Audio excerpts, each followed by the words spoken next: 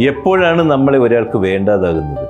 നമ്മളെ കൊണ്ടുള്ള ആവശ്യം കഴിയുമ്പോൾ, ഉപയോഗമില്ലാത്ത ആളാകുമ്പോൾ, നമ്മുടെ സ്ഥിതി മോശമാകുമ്പോൾ.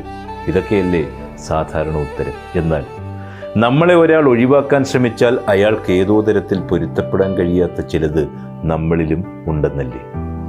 കുറച്ചുകൂടി ലളിതമായി പറഞ്ഞാൽ, നമ്മളയാളെ ഏതോ തരത്തിൽ അറിഞ്ഞോ അറിയാതെയോ ബുദ്ധിമുട്ടിക്കുന്നുണ്ടാവാം. അയാളുടെ സ്വാതന്ത്ര്യത്തിലോ വികാരങ്ങളിലോ ജീവിതത്തിലോ നമ്മൾ ഒരു പരിധിക്കപ്പുറം ഇടപെടുന്നുണ്ടാവാം.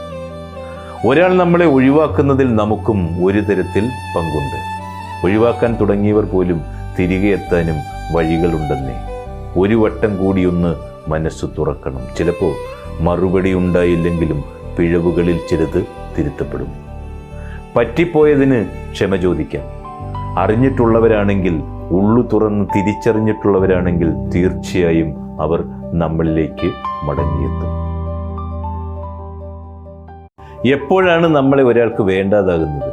നമ്മളെ കൊണ്ടുള്ള ആവശ്യം കഴിയുമ്പോൾ, ഉപയോഗമില്ലാത്ത ആളാകുമ്പോൾ, നമ്മുടെ സ്ഥിതി മോശമാകുമ്പോൾ. ഇതൊക്കെയല്ലേ സാധാരണ ഉത്തരം. എന്നാൽ നമ്മളെ ഒരാൾ ഒഴിവാക്കാൻ ശ്രമിച്ചാൽ അയാൾക്ക് ഏതോ തരത്തിൽ പൊരുത്തപ്പെടാൻ കഴിയാത്ത ചിലത് നമ്മളിലും ഉണ്ടെന്നല്ലേ? കുറച്ചുകൂടി ലളിതമായി പറഞ്ഞാൽ, നമ്മളയാളെ ഏതോ തരത്തിൽ അറിഞ്ഞോ അറിയാതെയോ ബുദ്ധിമുട്ടിക്കുന്നുണ്ടാവാം. അയാളുടെ സ്വാതന്ത്ര്യത്തിലോ വികാരങ്ങളിലോ ജീവിതത്തിലോ നമ്മൾ ഒരു പരിധിക്കപ്പുറം ഇടപെടുന്നുണ്ടാവാം. ഒരാൾ നമ്മളെ ഒഴിവാക്കുന്നതിൽ നമുക്കും ഒരു തരത്തിൽ പങ്കുണ്ട്. ഒഴിവാക്കാൻ തുടങ്ങിയവർ പോലും തിരികെ എത്താനും വഴികളുണ്ടെന്നേ. ഒരു വട്ടം കൂടിയൊന്ന് മനസ്സ് തുറക്കണം. ചിലപ്പോൾ മറുപടി ഉണ്ടായില്ലെങ്കിലും പിഴവുകളിൽ ചിലത് തിരുത്തപ്പെടും.